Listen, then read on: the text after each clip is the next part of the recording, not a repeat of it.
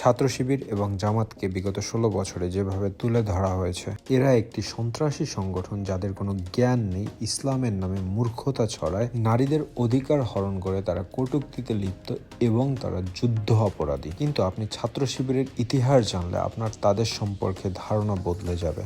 বর্তমানে ছাত্র সমন্বয়ক থেকে ঢাকা ছাত্র শিবিরের সভাপতি সাদিকের আত্মপ্রকাশের মাধ্যমে গণমাধ্যম এবং সোশ্যাল মিডিয়ায় তুমুল আলোচনার জন্ম দেয় এবং বর্তমান জেনারেশনের ছাত্রদেরকে অবাক করে দিচ্ছে যে ছাত্র শিবির এতটাই স্ট্রং কিভাবে হয়। ছাত্র শিবিরের জন্ম হয় 1977 সালের 6ই ফেব্রুয়ারি এবং এটি জামাতে ইসলামের একটি ছাত্র সংগঠন।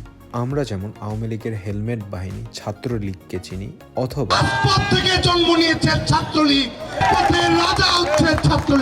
এরা যেমন আওয়ামী লীগের একটি ছাত্র সংগঠন, তেমনি ভাবে বিএনপিরও ছাত্র দল নামে একটি ছাত্র সংগঠন আছে। পৃথিবীর বিভিন্ন দেশে প্রত্যেকটি রাজনৈতিক দলের একটি করে ছাত্র সংগঠন বা ছাত্র শাখা থাকে। এবার আসি ছাত্র শিবির সম্পর্কে বাংলাদেশে আলোচিত সমালোচিত 3টি পয়েন্ট নিয়ে।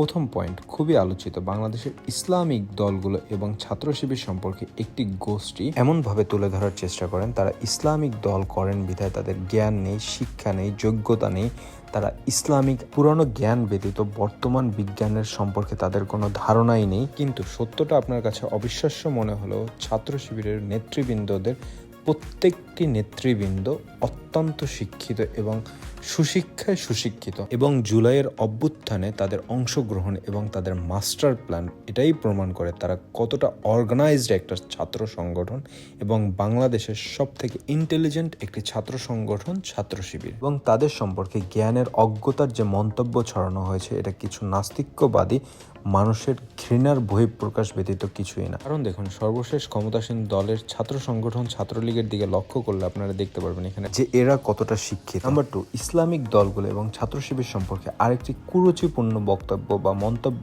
মানুষের সামনে তুলে ধরা হয় যে এরা নারী পিপাসু হয় এবং নারীদের যথাযথ সম্মান প্রদান করা হয় না। যারা এই কথাটি বলে তারা সম্পূর্ণ মন গড়া একটি কথা বলে, কারণ ইসলাম সবসময় নারীদেরকে সর্বোচ্চ সম্মান প্রদান করে থাকে। আর বর্তমান বাংলাদেশ শিবিরের যারা আত্মপ্রকাশ করেছে বা প্রকাশ্যে এসে তাদেরকে শিবিরের একজন নেতাকর্মী হিসাবে পরিচয় করিয়ে দিয়েছে, তাদের প্রত্যেকের আপনি ব্যাকগ্রাউন্ড চেক করে দেখবেন, প্রত্যেকের ক্যারেক্টার চেক করে দেখবেন বা প্রত্যেকের মতামত চেক করে দেখবেন যে তাদের নারী সম্পর্কে কোনো এরকম অযৌক্তিক মন্তব্য বা মতামত পাবেন না এবং যথেষ্ট পরিমাণে ভদ্র, নম্র এবং বিনয়ের সাথে মানুষের কাছে মানুষের নৈতিক দাবিগুলো তুলে ধরেন এবং তাদের মতামত প্রকাশ করেন। নাম্বার 3, ছাত্র শিবিরকে বিগত সরকারের আমলে তুলে ধরা হয়েছে তাদের সন্ত্রাসী কর্মকাণ্ড ব্যতীত তাদের দেশ চালানোর কোনো যোগ্যতা নেই। এই প্রশ্নটার উত্তর আজকের বাংলাদেশে এমন কেউ নেই যে জানে না, কারণ সমন্বয়ক থেকে শিবিরের সভাপতি হিসেবে আত্মপ্রকাশ করা প্রমাণ করে যে তারা